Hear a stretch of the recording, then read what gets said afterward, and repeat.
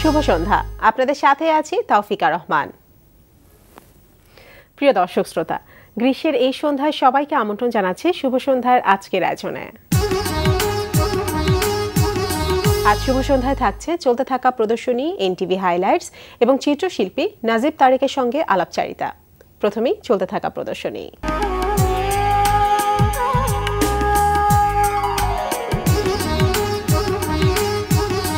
জানিয়ে দিচ্ছি চলতে থাকা চিত্রকলা প্রদর্শনীর সময়সূচি। বাংলাদেশ শিল্পকলা একাডেমি জাতীয় চিত্রশালায় অনুষ্ঠিত হচ্ছে 20তম নবীন শিল্পী চারুকলা প্রদর্শনী। প্রতিদিন সকাল 11টা থেকে রাত 8টা এবং শুক্রবার বেলা 3টা থেকে রাত 8টা এই সময় প্রদর্শনী চলবে 9 জুন পর্যন্ত। গ্যালারি 21-এ অনুষ্ঠিত হচ্ছে অসীম হালদার সাগরের শিল্পকর্ম প্রদর্শনী মুভিং রুটস। প্রদর্শনী প্রতিদিন দুপুর 12টা থেকে রাত 8টা এই সময় চলবে 3 জুন পর্যন্ত। গুলশান বেঙ্গল আর্ট লাউঞ্জে প্রদর্শিত হচ্ছে শিল্পী আনিসুজ্জামান সোহেলের একক চিত্রকলা প্রদর্শনী অন্তরঙ্গ ভয়। প্রদর্শনী প্রতিদিন দুপুর 12টা থেকে রাত 8টা এই সময় চলবে 4 জুন পর্যন্ত। এবার এনটিভি হাইলাইটস।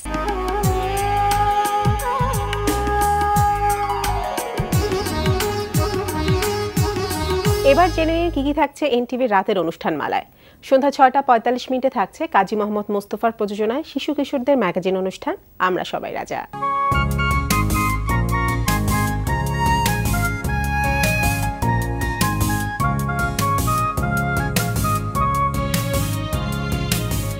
রাত 8টা 20 মিনিটে দেখবেন আবু রায়হান জুয়েলের পরিচালনায় রান্না বিষয়ক অনুষ্ঠান টুডেস কিচেন। রাত 9টায় প্রচার হবে ওয়াহিদুল ইসলাম শুভ্রর প্রযোজনায় অনুষ্ঠান স্টাইলস অ্যান্ড ট্রেন্ডস।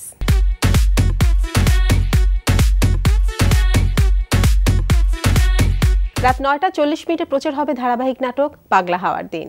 প্রেম জিনিসটা কি একটু কত? এই আপনার হাইদট কথাবার্তা? না না, আমি সিরিয়াস। আমার কাছে তো একটা ডেঞ্জারাস বিষয় মনে হয়।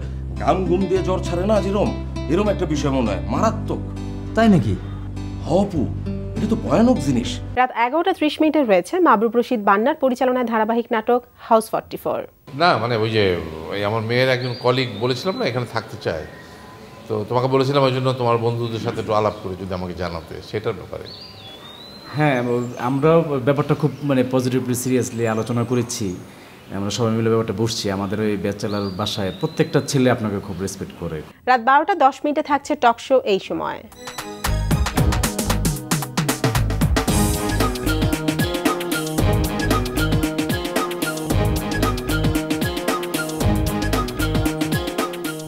এই ছিল এনটিভি অনুষ্ঠান মালার হাইলাইটস। এবার আলাপচারিতা।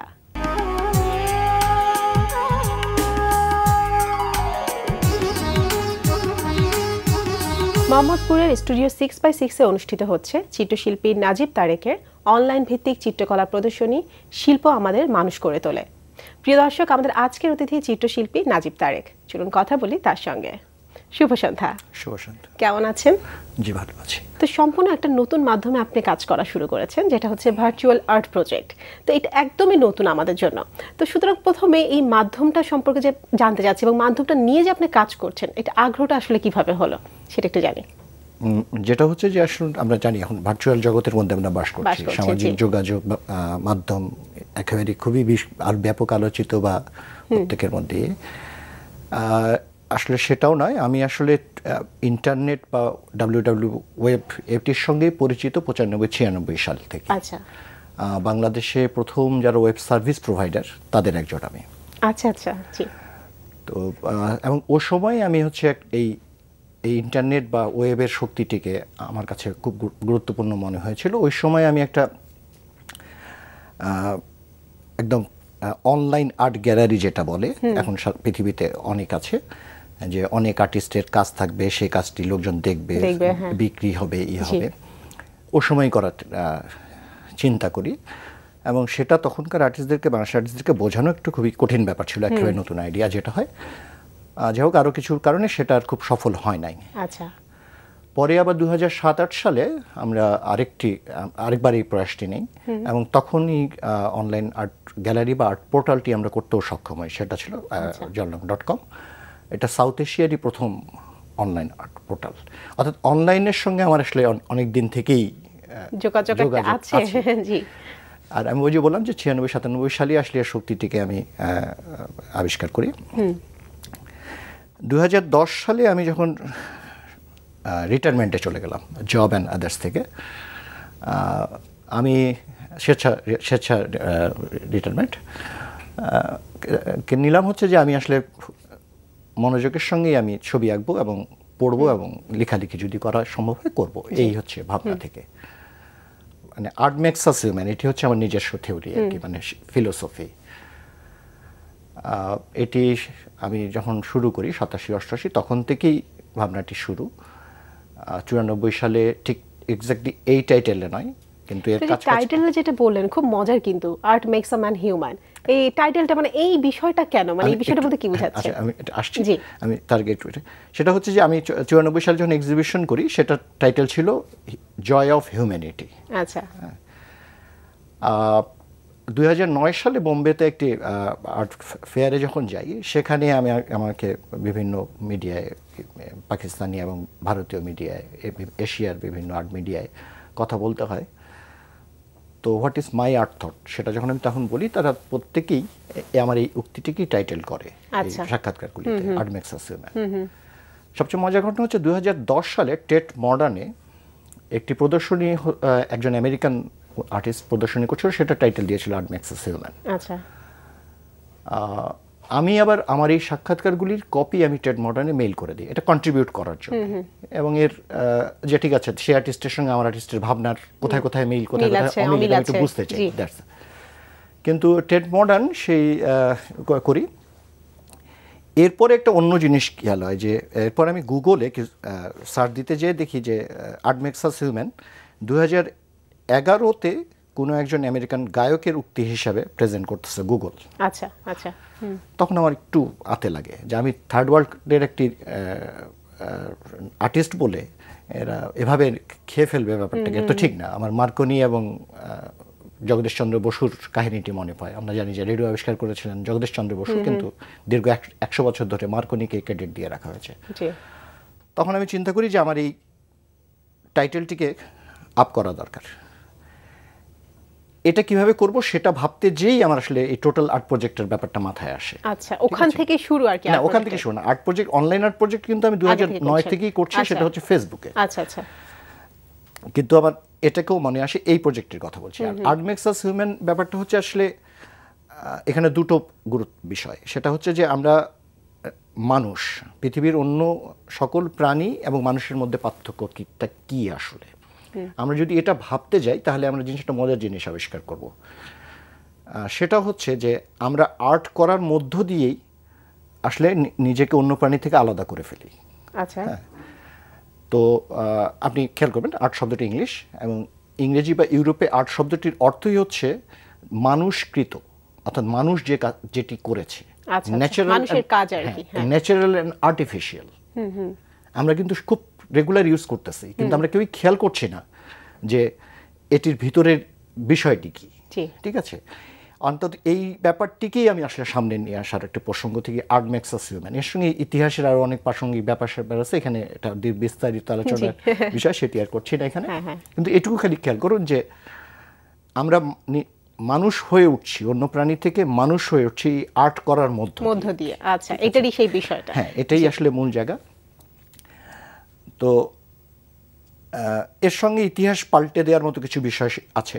আচ্ছা, তো যেহেতু যে ভার্চুয়াল আর্ট প্রজেক্টটা, এটা তো নতুন একটা মাধ্যম, কেমন রেসপন্স পাচ্ছেন সবার কাছ থেকে, কি মনে হয়? আমার এটা করার ক্ষেত্রে অন্যতম উদ্দেশ্য যেটা ছিল সেটা হচ্ছে যে মানে এক হচ্ছে যে মানুষের সঙ্গে শেয়ার করা আমার ভাবনাটি, আমার মানে চিত্রল ভাবনাটি, যেটি মানে আমরা যেটা বলি চিত্রল ভাবনাটি যেমন আছে, সঙ্গে হচ্ছে এই ভাবনাটিকেও ক্রমাগত ইনস্টাগ্রামে এবং ফেসবুকে ফলোয়ার বাড়ছে।